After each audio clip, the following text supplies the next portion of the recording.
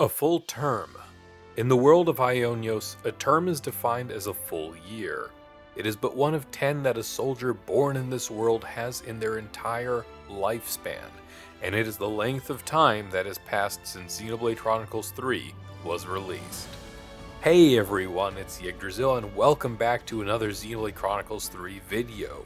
The journey across Aionios to seek an end to the endless now is one that is a definitive experience in my gaming resume. Thinking that 1 year has already passed since we all took that first step together astounds me, and for the past while as I knew this day was approaching, I wanted to make something special to celebrate and to chronicle the rush of emotions that I feel when thinking about this entry in such a wondrous series that Xenoblade Chronicles has become. To that end, I wanted to reflect on all of the aspects of the game and what I've learned and taken from Xenoblade 3's wondrous cast and journey. There's quite a bit to say, so I hope you're all strapped in, because this could take a while. Now, before we take the first step, I of course want to place a spoiler warning for this video. Even with the game having come full circle on its first term, there are still many people who've not played through the game or may simply be clicking this, which thank you for doing so, but this won't be the video for you. But don't worry, it will still be here when you're done. Lastly, if you end up liking this video, I encourage you to give it a like and subscribe to my channel. Over 90% of viewers of my content aren't actually subscribed, and having more growth would mean the world to me as a small content creator who really just enjoys making these videos to show my love and passion for gaming. With all that said, there's a good handful of topics to discuss, so let's get stuck in. Every journey has its first step, and in the modern era of gaming, that first step is an announcement. Xenoblade Chronicles 3 was first announced on February 9, 2022, for a release in September of the same year. Sitting in my office at work having an afternoon break and seeing the final announcement of the February 2022 Direct top off with a new entry for Xenoblade, one of my most favorite series in gaming, well, it sent my hype through the roof, so much to the point where it sharply changed the trajectory of this channel and my online presence. And I truly mean that. It's because of Xenoblade Chronicles 3 and my love of Xenoblade as a series that, even as an amateur content creator, I let my love for the series guide, and sure enough, people took notice. I've made strong friendships and gotten to be acquainted with many people within the Xenoblade community. To say that I now know, talk to, and occasionally work with other well-established content creators in the Xenoblade community still baffles and humbles me to this day. It led to a lot of significant growth in my YouTube career that let me meet even more people and share my love of the series in ways I didn't think I could. And it's that joy and passion from that time waiting for the game's release that I hope to capture in every video that I make. But enough being sappy for right now, let's press on. From nearly every day onwards since the game's announcement, new information was slowly drip-fed to the community via Monolith Soft, bringing us daily tweets with little tidbits they felt comfortable sharing. Some days it would be simple pieces of character artwork, while other times, Monopon, as the community calls them, would share snippets of in-game footage, letting our mind race as to what was going on in this great vast world. Who were these characters? How far along in the future is this game? And what happened to the characters from the previous games that we've endeared ourselves to?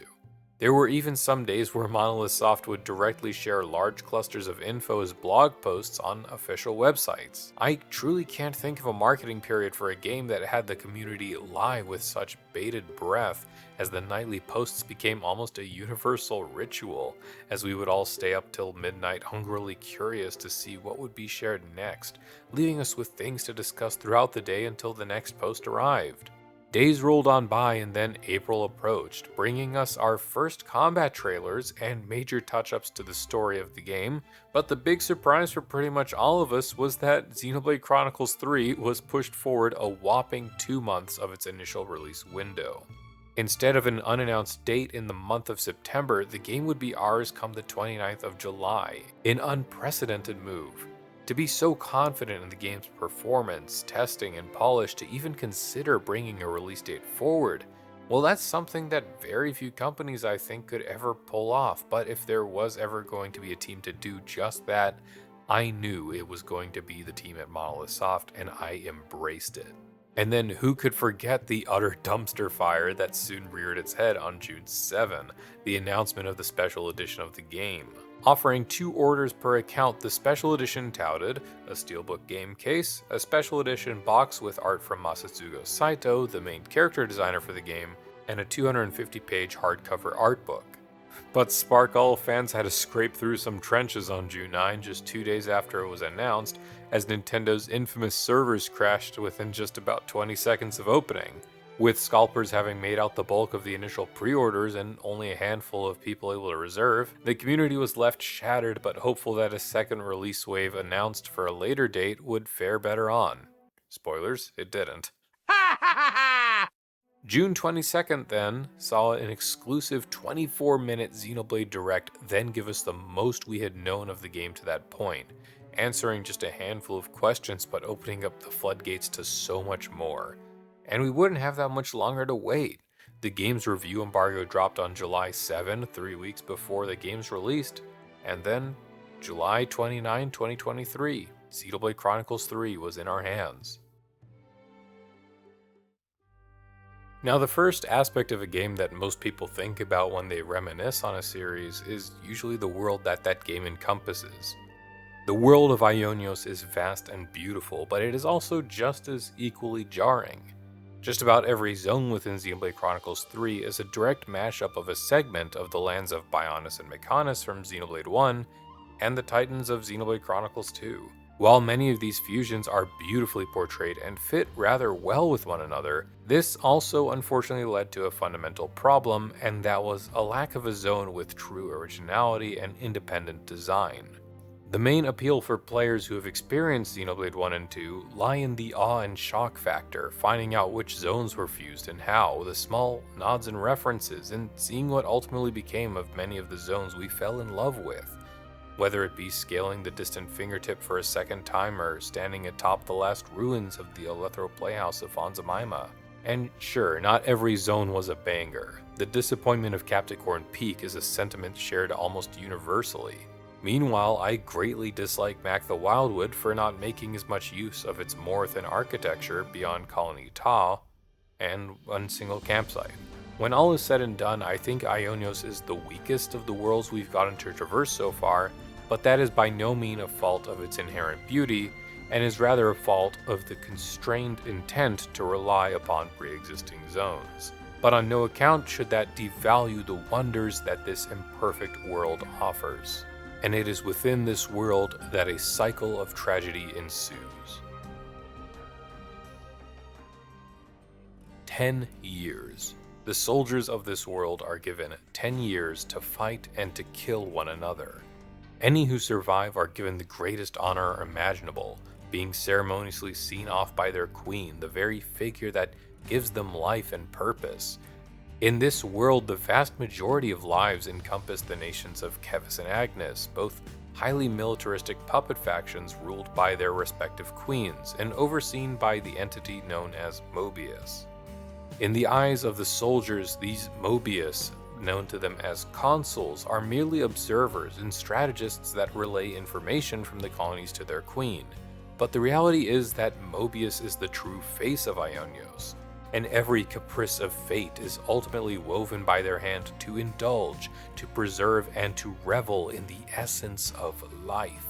To keep the cycle in check, soldiers are constricted to a lifespan of 10 years, and upon dying, and unbeknownst to them, have their souls wound into new bodies, perfectly clean slates, to raise up arms again for the same futile hopes. I made no effort to shy away from my adoration of the use of propaganda in this game in my main story video that I made last year, and that still rings true in my opinion. Breaking down the rigid barriers and prejudices constructed between people, and to see them for who they are, to walk together hand in hand with them. That's a staple message of the Xenoblade series, one that I wish that certain segments of the community could learn personally, but that's a story for another time. And this also leads into why it was so important for Monolith Soft to have provided the bulk of the cast so early on in the game. Much more than that, it's also the choice to have the entire party available together for the majority of the game, that allows for us as the player to see the maximum possible growth of these characters, each of them having multiple arcs and points for their personalities and beliefs to be challenged as the harsh realities of being alive in this world are exposed. So with that said, let's discuss Team Ouroboros next. Team Ouroboros is comprised of 3 Kevesi and 3 Agnians. On the side of Keves is our primary main protagonist, Noah, accompanied by Lans and Uni, while Team Agnes sports our primary deuteragonist, Mio, as well as Senna and Tyon. Noah and Mio are Offseers, people who perform passing rites for fallen soldiers, allowing the last vestiges of their life to peacefully ascend. This allows both of them to be far more attuned with the concept of death and the value of life, especially Noah, as it's his perspective that we share and observe the most for the bulk of the game. Noah's time as an Offseer has him question if there's more to life, if there's more meaning in his than simply fighting to live another day, and if he can play more than just the same tune that he's grown accustomed to over and over. Mio, meanwhile, more intrinsically deals with the 10-term cycle, as at the start of the game, she has only 3 months until her final term concludes, and her lifespan is set to end. Along with tragic events in her past, this pushes Mio's stoic demeanor to slowly crumble over the course of the journey, until she's able to confront that fear together with Noah.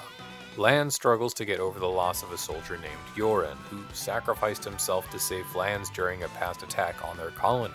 Lans's journey, then, is one of breaking down the prejudices instilled by Keves, but it also involves seeing people for who they are and acknowledging the smaller moments in life, especially denoted within his character story.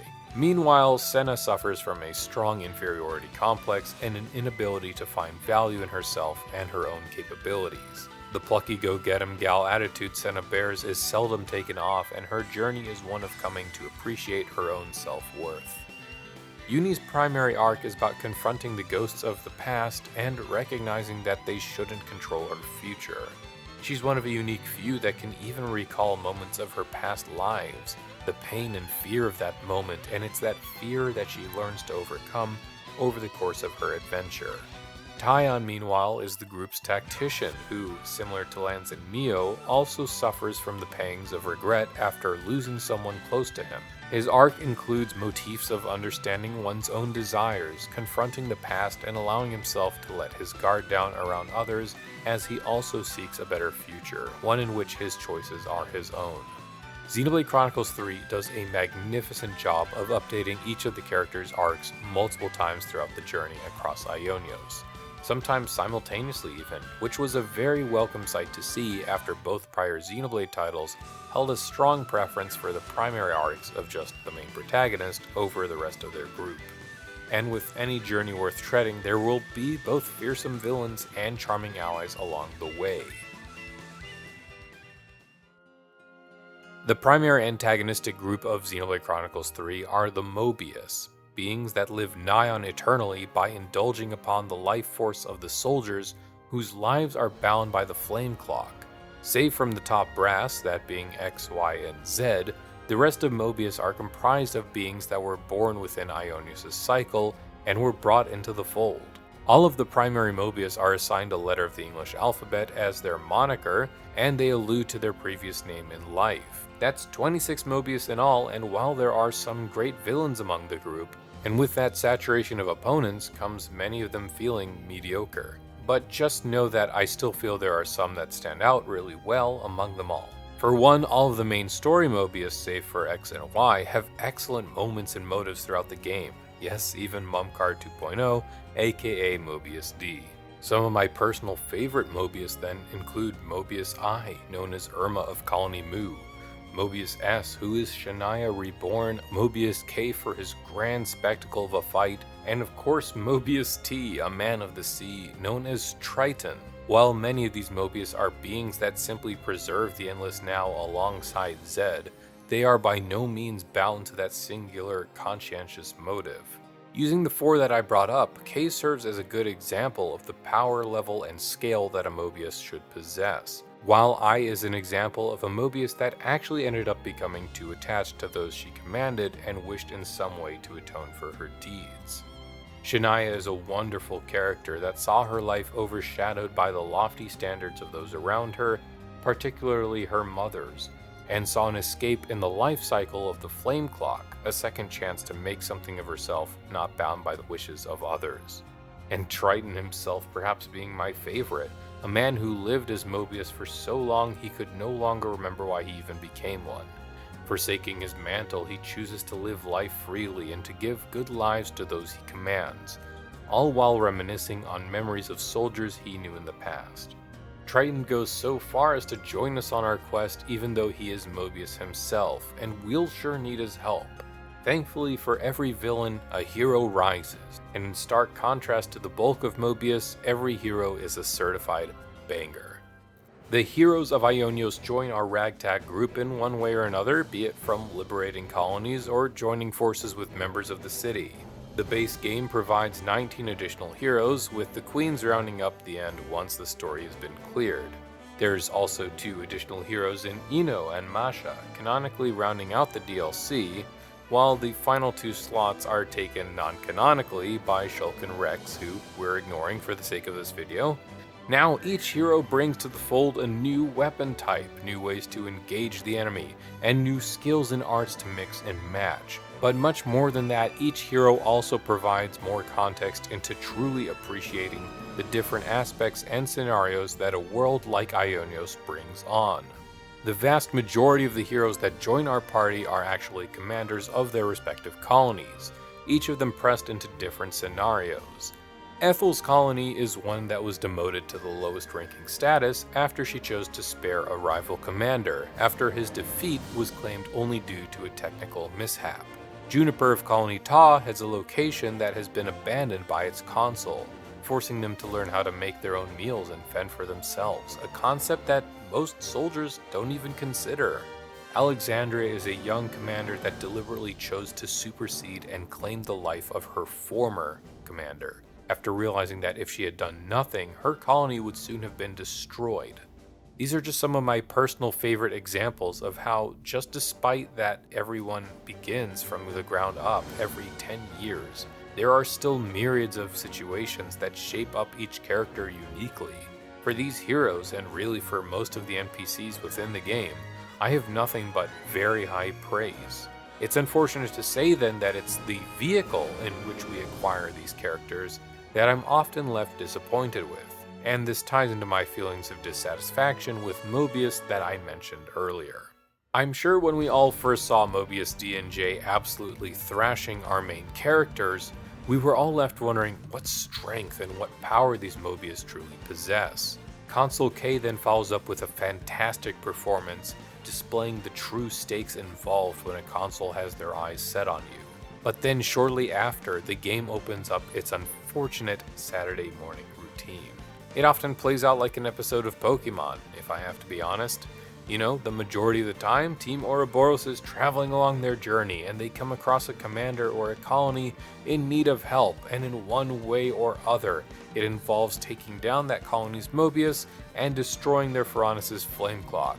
The big bad Mobius gloats and twists their evil villain mustache until the power of friendship between the party and their newly found ally stops them in their tracks, defeating the consul and freeing the colony from the vicious cycle. From then on, the commander is now your best friend through thick and thin, and the whole of the colony is with you to the very end. Okay, it's not 100% like that every time, but you know, it's pretty damn close, which is quite a shame. The oversaturation of Mobius surely meant that some would be left to flounder, but it becomes such a commonality that it actually detracts from the fear that the name, the word, Mobius, should by all rights instill. I can't tell you how flabbergasted I was when I witnessed the transition in tone from Consul K to Valdi's Consul Q. It frankly just morphed most consuls into Saturday morning cartoon villains, touting their might until the power of friendship brings them low. The precedent of finding a new commander, fighting a new consul, and freeing a new colony also just became extremely stale, and you already know the flow of things by the time you reach your third non-story commander. Again, however, it's the predicament of these heroes and their respective colonies that truly shine, unlike than what I can say with regards to Mobius. Having the majority of consoles act out in this manner only serves to belittle the player's expectations of what Mobius brings to the table. It's unfortunate then that this is unaided by console X and Y's paper-thin resolution within the game as a whole, to say nothing of Zed's seeming inaction throughout the course of the game. This is such a shame because I truly feel that villains such as the tragic pair of N and M, Shania and Yorin, they were all strongly written and are presented with enough screen time to convey their messages well. I'll be continuing my thoughts on Mobius and the main story itself in the next segment, in which I'd like to share with you all my main story retrospective once more.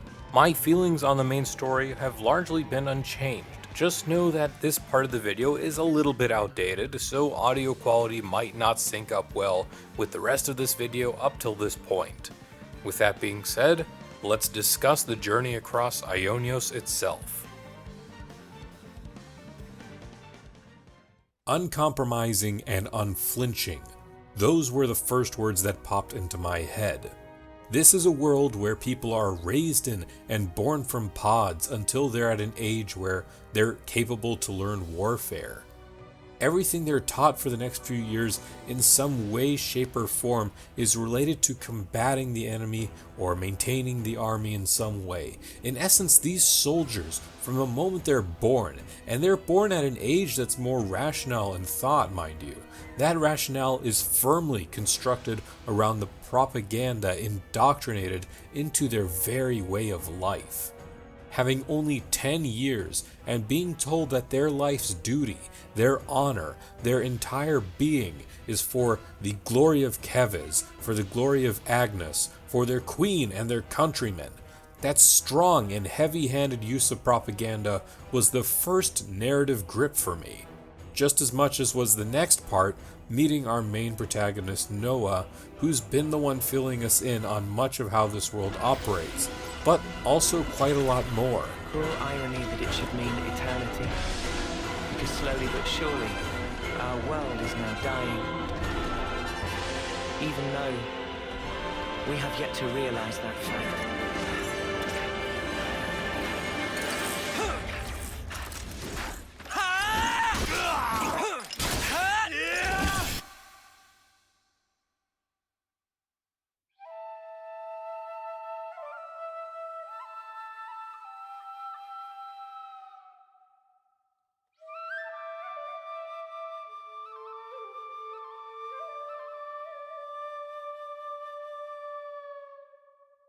Noah's role as Offseer is one of solemnity, one of mourning, and remembering those who've died, but it does so much more for our hero in particular. It attunes him closer with the concept of death. It allows him to scrutinize the justifications of the war.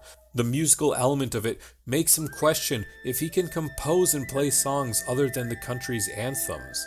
In short, he has more of an opportunity to think beyond the standard soldier's mindset, and it's these questioning doubts and concerns of his that not even Lanz or Uni have at the start that will ultimately allow him to break out of the yoke of the soldier mentality and think on his own.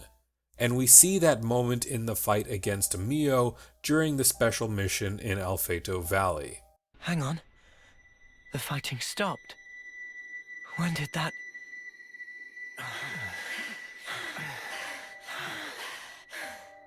At this rate, one of us is going to get killed. No.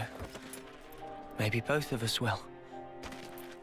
Something strange is going on. We shouldn't be fighting like this. We should run. Run. Was it me who just said that? That moment where the stakes were all so real, yet everything around him was quiet.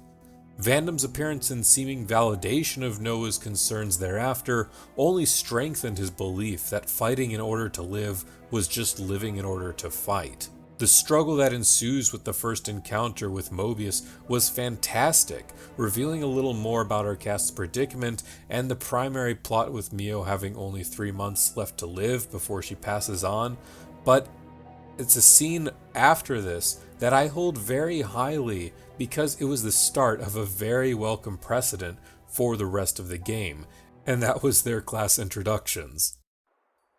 My name's Noah. Colony 9, Special Forces Unit. As you know, I'm an officer. These three, Lance, Uni, and Riku, are my long-term friends. Oh, and this is my passion. Someday I'd like to play my own melodies. Not just the same old music that I learned in training. Okay. What is this? Feels like a surprise inspection or something. It'll help, in the long run. Come on, man. Really? It's these quiet and rather enjoyable moments that not only strengthened my affinity for Three's cast, but also for the characters themselves, and I'll forever praise the decision to provide the player with the entirety of the primary cast for pretty much the entirety of the journey. Here, the propaganda that was painstakingly driven into each and every fiber of our characters' beings, torn out so gutturally as to leave the cast confused, hungering for answers, wary of one another. This scene is but the first of several in the game that I love to death, because between the game's polished and explosive high-stakes cutscenes are these smaller moments where they offer the cast the opportunity to break down those rigid prejudices and lower their guards around one another, first inch by inch and then greater still as they allow for natural, humanistic behaviors to settle in during their journey. Uni bonding with the girls a little more easily, while Noah and Tyon were tentative with one another.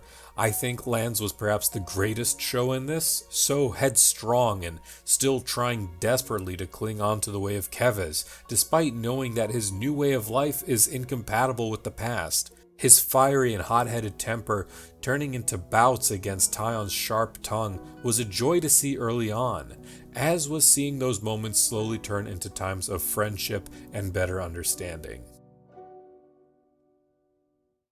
Flash forward a little bit to the confrontation with Kay, and while I will definitely be talking more about Mobius in general in another video, I'd still like to say that the theatrics of Mobius as a whole pair up really nicely with both their view of their dominance over life in Aionios and their incredibly over-the-top grandeur and theatrical demeanor.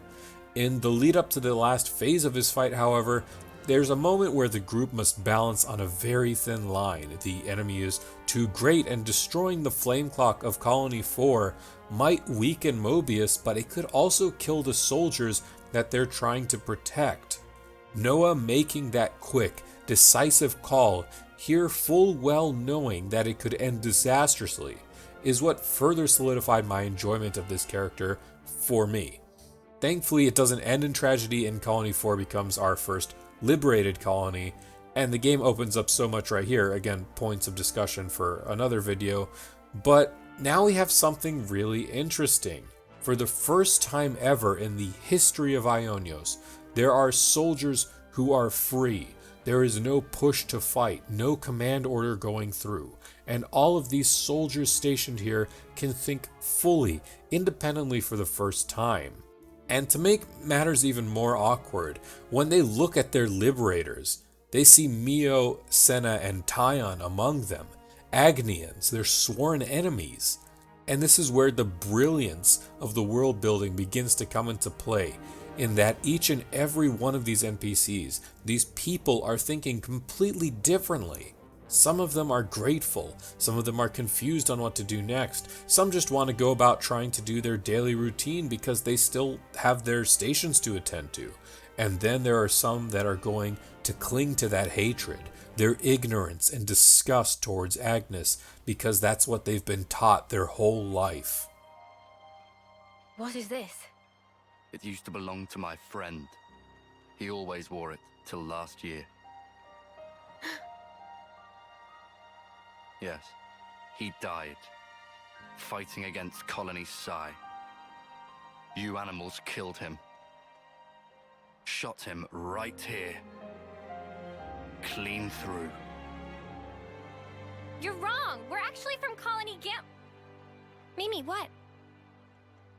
If that's what you want, go ahead and shoot. It's not like I'm a hard target. Now we're talking. Oh, what? You're nearly done anyway. Well then keep your lousy embers. Die today or in 3 months' time, not much difference. Just mind you don't get poisoned before your time's up. What a jerk. So uncalled for. Senna, it's fine.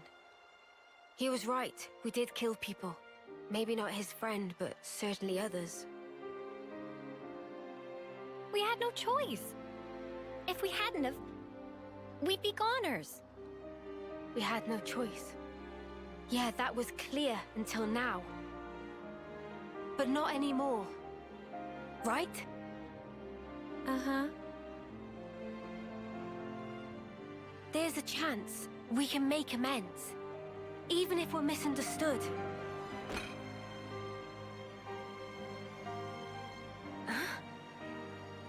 On the house. Eat your fill, friend. Huh? We're dirt rag, remember? Life ain't easy here. But you did help. Besides, you gave us a choice. The choice not to fight. Now, we won't have to take others' lives. I've wished for this. And you made it true. Thanks for that. This was a great moment for Mio as a character. We know about the remaining time she has left, yet so far we've only gotten a handful of cutscenes that, some while adorable, we don't really have a chance yet to know her true feelings or what she thinks of about the world or what she's doing or what Ouroboros is doing. This was an excellent starting vehicle for conveying her character, that she would begin with this reserved persona, but as time ticks on closer to her final hour, as she confronts more situations and new experiences within the world, that we're going to see her become more vocal. We're going to get to know her more as a person. The next part of this begins to show more in Mac the Wildwood, and I know I'm skipping Yorn, but I'll bring him up later. By the time the group makes camp in Mactha and learn of the Queen of Keva's plan to attack Colony 4, a month has already passed canonically, and that realization, that feeling that she is closer to her death seeps in. Her body begins to become more fatigued, almost as if to physically portray that her time is approaching, yet Mio keeps this strong face. It's not until a one-on-one with Uni where she starts to take off that mask, and then she grippingly lets loose on Noah the very next day. And it was this moment where I finally felt that connection start to form between these two characters. Not just the fact that they've been fighting together, or the power of Ouroboros lets them interlink so their lives are intrinsically connected or anything like that, but Noah hearing her voice and acknowledging those fears directly for the first time. Mio fully telling both Noah and the player her deepest thoughts and worries. One of the simplest but most meaningful human experiences, and I need to stress it as that, a human experience, something almost foreign for the majority of people living in Aionios. And I truly think that if it weren't for her exchanges with both Uni and especially Noah, if this next scene just stood by itself without that build-up, even after what occurred with Ethel and Kamaravi, I don't feel that this would have hit as nearly as hard. Look upon us and tremble before perfection. You'll writhe in agony before we...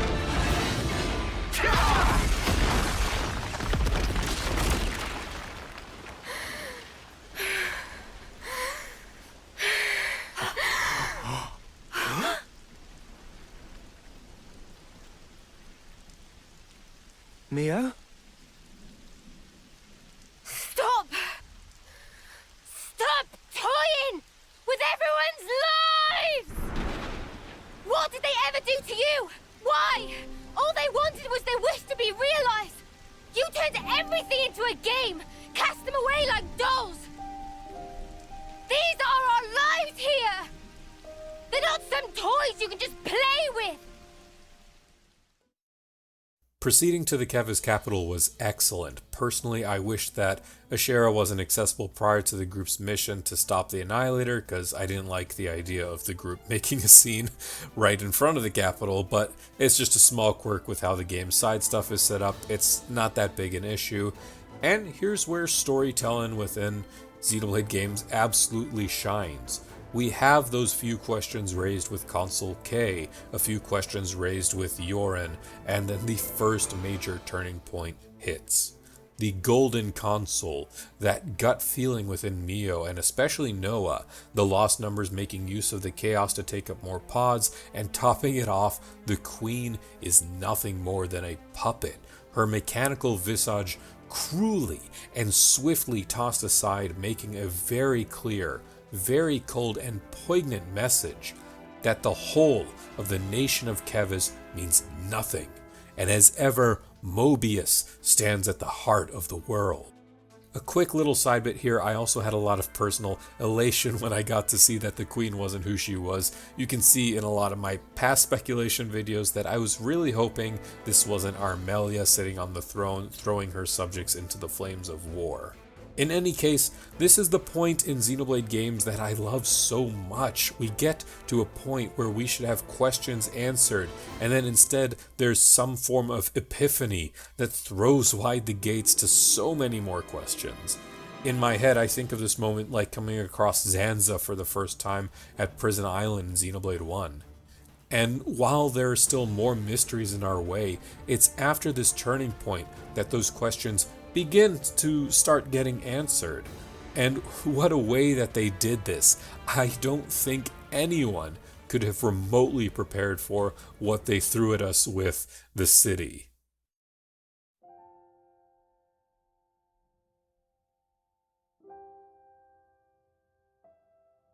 Everything from the harsh welcome the cast received, learning the origins and governing structure of the city, the founders, how people live their lives and fight Mobius, the reflexes our group has on seeing the children and the elderly, and yes, learning how babies are made. Our journey started with just one question: who is the real enemy? And we got more than we ever could have asked for. The level of detail is just staggering. I thoroughly enjoyed seeing that not everything is idyllic, that there's internal resistance between key leaders, there's a rich history in a world that would otherwise discard it because of the war propaganda, but the simple fundamental aspects of humanity, growing up and starting a family, living out a full life, to soldiers that have only 10 years, if they're lucky. It's such a strong awakening in our cast that not only answers some of those questions that they were looking for, but reinvigorates their motivation in confronting Mobius and changing the world for the better. This is how it should be. This is human nature. We are born defenseless, grow up. Then those who find a spouse create new life together, age, then return to the Earth.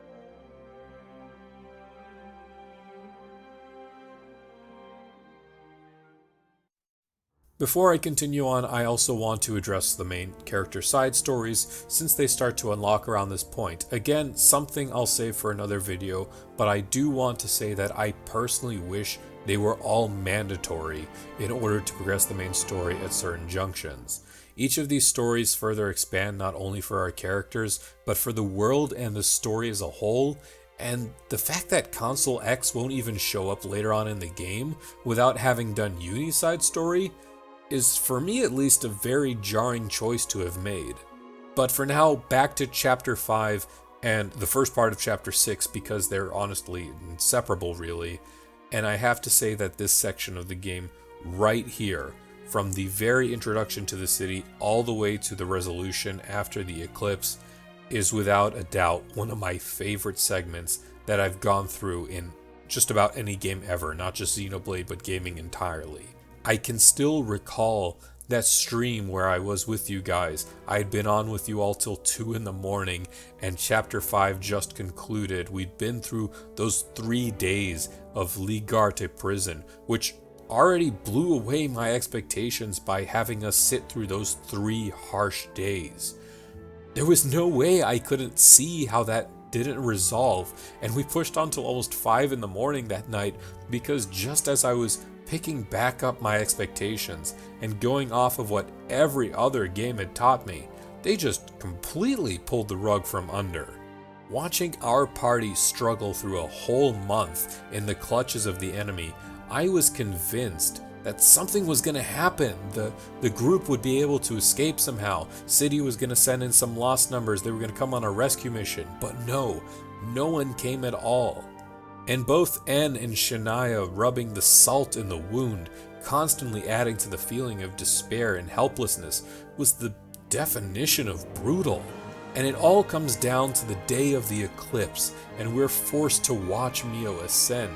And even as those golden motes began to appear, as En still delights in tormenting Noah, I still truly thought there was no possible way that this was going to go on.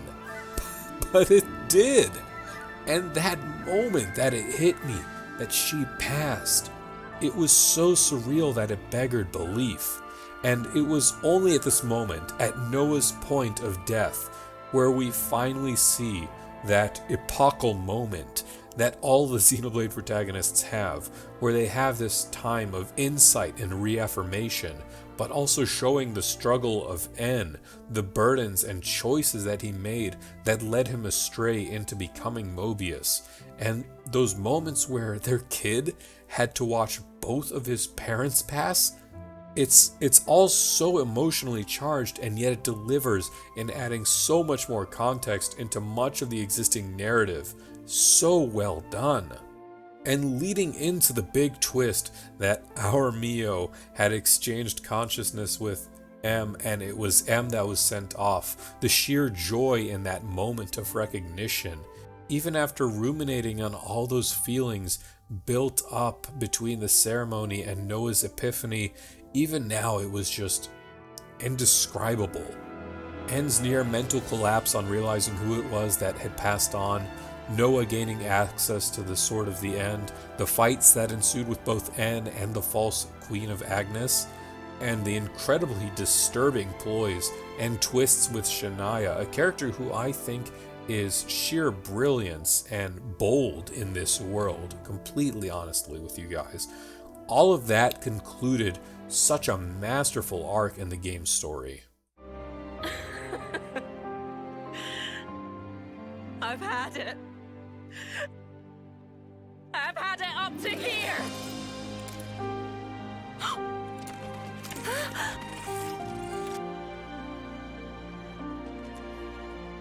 Shania! Drop it! This isn't what I meant by done! Don't misunderstand. This is the beginning! Shania!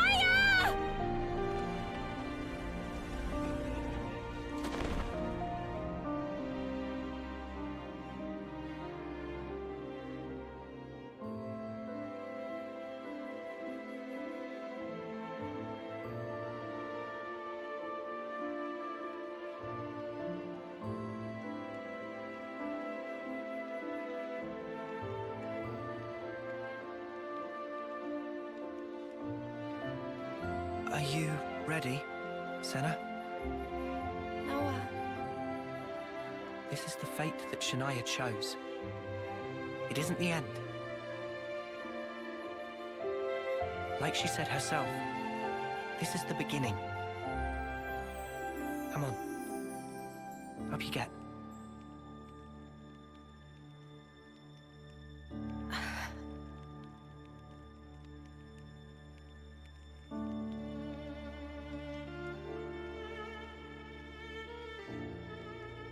I don't know if it'll reach her. But still, Senna, we'll do all we can.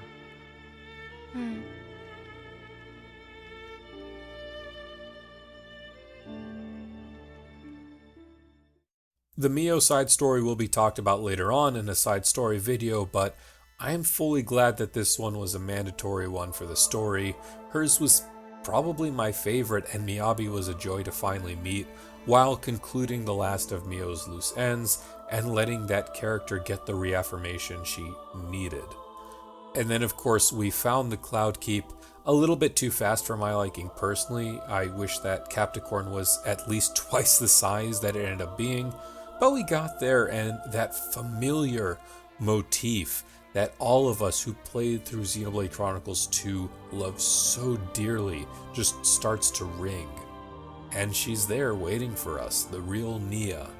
And Lord knows when she got hit by that bolt, I swear I both panicked, but I also sort of knew she would be fine because of her powers, but still, D and J were going down this time once and for all.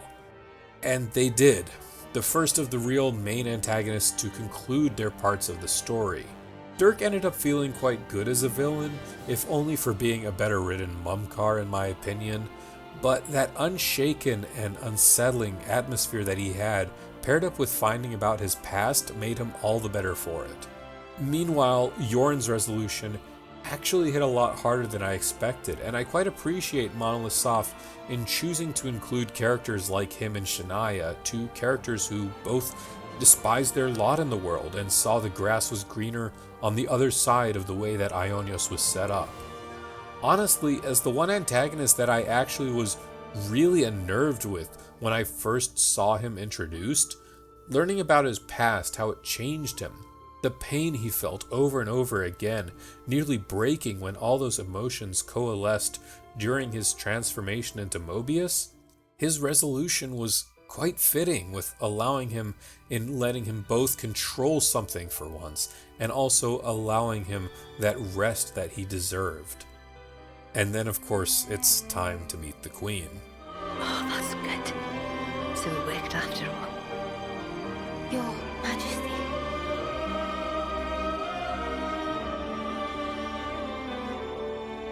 My name is Nia, and I am the Queen of Agnes, one wing of Aionios. We get that late game exposition dump that accompany all Xenoblade games about 3/4 of the way through, this time through Nia, and I've heard many people say that they weren't particularly fond of this one. It certainly didn't have anything that elevated the stakes or brought out something entirely out of left field, and I think that it was a more tame lore reveal than usual, which is why some fans may have had that disappointment. But for me personally, this is where I had that unfortunate first bump in the road, so to speak, where I felt something was a little missing. Not in the way that there was something left out, because I'm sure the story will explain it later on, but just because something felt purposely omitted. I wanted to know how Nia was chosen as queen. I wanted to know how light became that first medium of language, wanting to know more about the origins of Ouroboros, but I felt like those questions weren't going to have answers revealed, and it left me wanting a bit more. But then we get the one quest, and honestly, this is my least favorite part in the story, the mandatory quest for the 6 mystical MacGuffin shards that will combine to reveal Origin, the enemy's domain.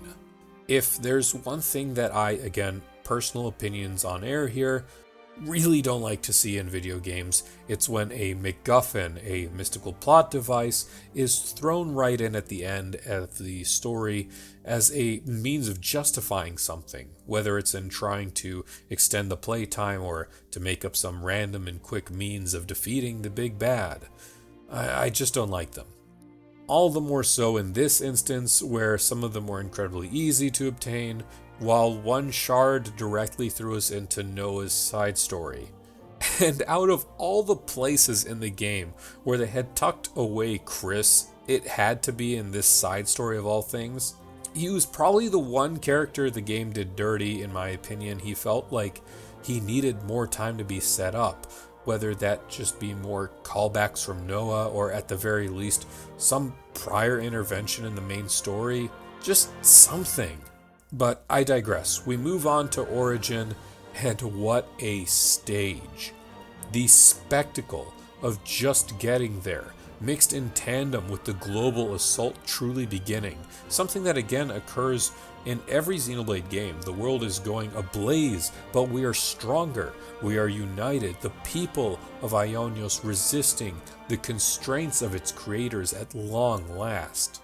Let's move on along to the first confrontation in the enemy's lair, the final showdown with N, standing in our way of saving the real Queen Melia. Frankly, I was mixed with N after our confrontation at the Agnes capital. I hadn't felt that need for the character's involvement beyond that point. But by this point in the game, there was a new mode of resolution the game was clearly pushing for, and that was redemption. Void. That's just your grief. What? It's called sadness, and we came here for you, to honor M's wishes, and to rescue you from your sorrow. To rescue me? What meaning does that tripe hold for me? Now that all is past, why should it matter? If you don't know, then let me teach you. I'll drag you with me, deep into the void, to the depths of despair! The realization that N had become the embodiment of his regrets, consumed by them, and that acknowledgement by Noah, Mio's consolations, his final moments being acceptance, and again, like M's, like Yoren's, like many of those that we've seen along the way, allowing him that affirmation and rest, it opened my eyes to the depth of his character and left me with an overall more fond impression for this tragic figure that N ultimately became. And with him no longer against us, Queen Melia Antiqua is free. The high Entian motif sweeps in. We hear her words of wisdom describing Z as a coalesced concept, unwavering and implacable. And then again, there's that sense of intentional omittance given in her nodding to Riku, which irks me so much as someone who enjoys Riku, yet as a character I can't really get that sense of anything anymore with him, other than someone who will hopefully be explained fully in the DLC story to come. Like, why did he have the Sword of the End to begin with? Why would he withhold advice and info until precise moments in the story? Why the nod? And frankly, what's going on with Napon in the story in general? But I digress, a discussion for another time. Albeit X only showed up if you did Uni's story, their confrontations just stooped me. They had almost no resolution that addressed their character in any way. Both their powers and motives were never really fully explained, and the most that I personally can think of is just that their being is intrinsically tied to Z, hence Z's resolution is theirs as well. The final descent into the theater, though, adorned with the sight of those massive core crystals, was magnificent and added a nice touch into the lore of Origin. And then there's the door, there's the point of no return, the final confrontation. Save now, it's time. All humanity yearns for it, the endless now. That is why I'm here, you'll find. My existence alone, it is proof and evidence. Young, spirited people, trading lives, aiming for new, ever loftier heights with each new day. That explosive motive power is something we lack. The essence of life. And we are here to express ourselves as an embodiment of life.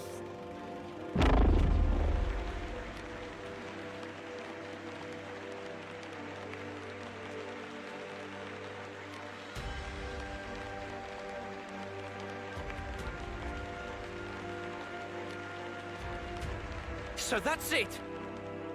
That's what you're getting at? And just for that, you gave those two an impossible choice? Is that why you made Yoren and Chris into Mobius? Of course. is for the wild. It's because it amuses me.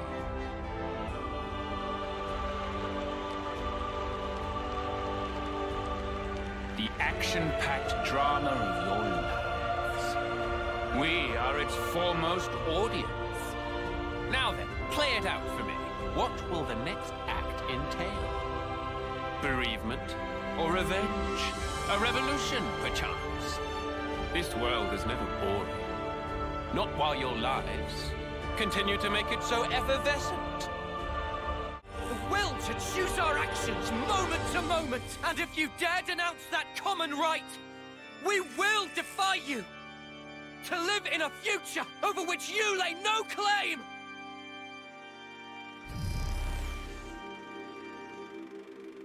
The battle with Z, or rather as British pronounce it, Zed, himself was nothing short of one of the greatest spectacles that I've seen in quite some time in gaming. The theater filling up with consoles as a reaffirmation of Zed's steadfast will, the shackles binding each of our party members fully broken after a journey, confronting their pasts, what they choose to live in for the now, and fighting for the future. Z's composure chipping slowly away until all is laid bare for the entire world to see.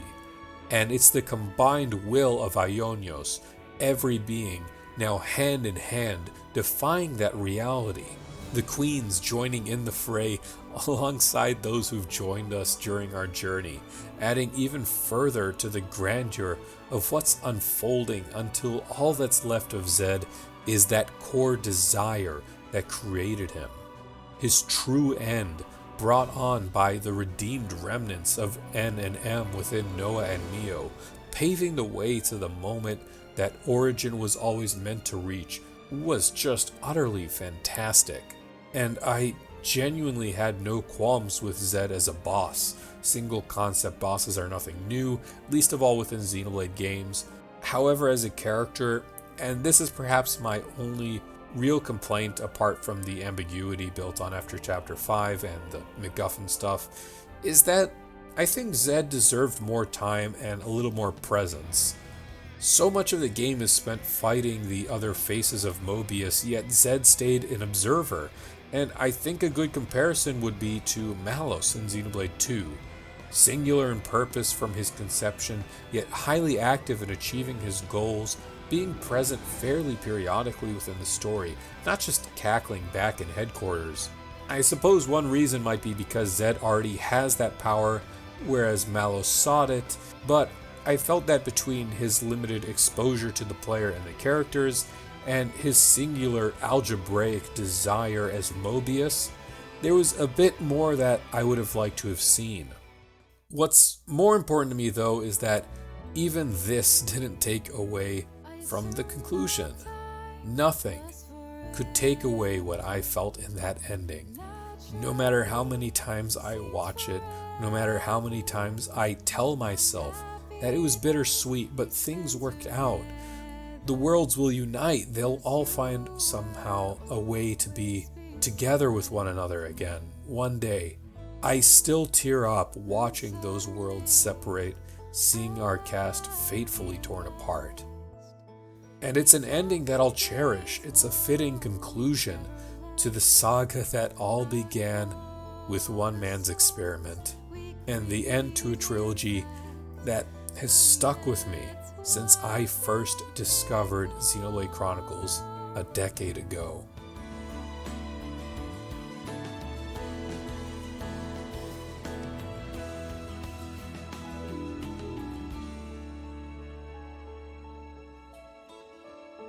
I see you peacefully, you're in your dreams. Everything seems calm and free. I know if we want this warmth to last forever again, let's go back to that moment of death. I see you smiling there, so peacefully and cheerfully talking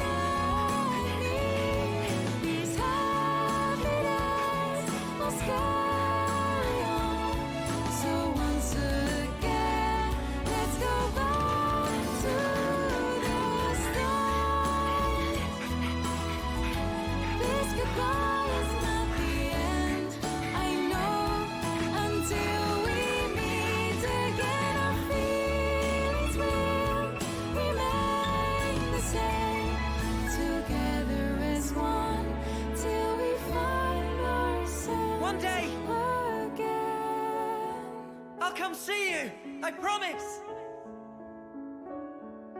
Me too! One day! I promise!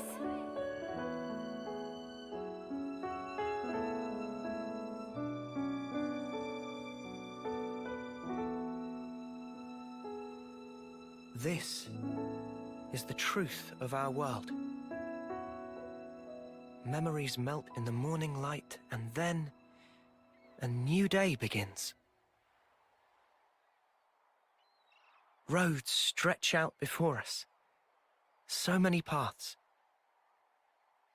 Which do you choose? That's up to you.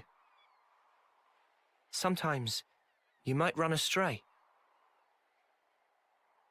You'll stop, maybe cry in frustration.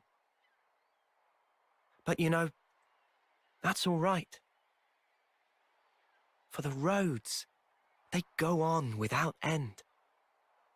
So look up, face forward, toward your chosen horizon. And just walk on. Xenoblade Chronicles 3, as I've said many times throughout, is a journey. Not just one singular destination or offering a single answer, but providing many different messages. The will to press on, the power to accept oneself, the courage to acknowledge the past. These are just some of the main themes expressed. I think that Xenoblade Chronicles 3 did a tremendous job at having a message for everyone.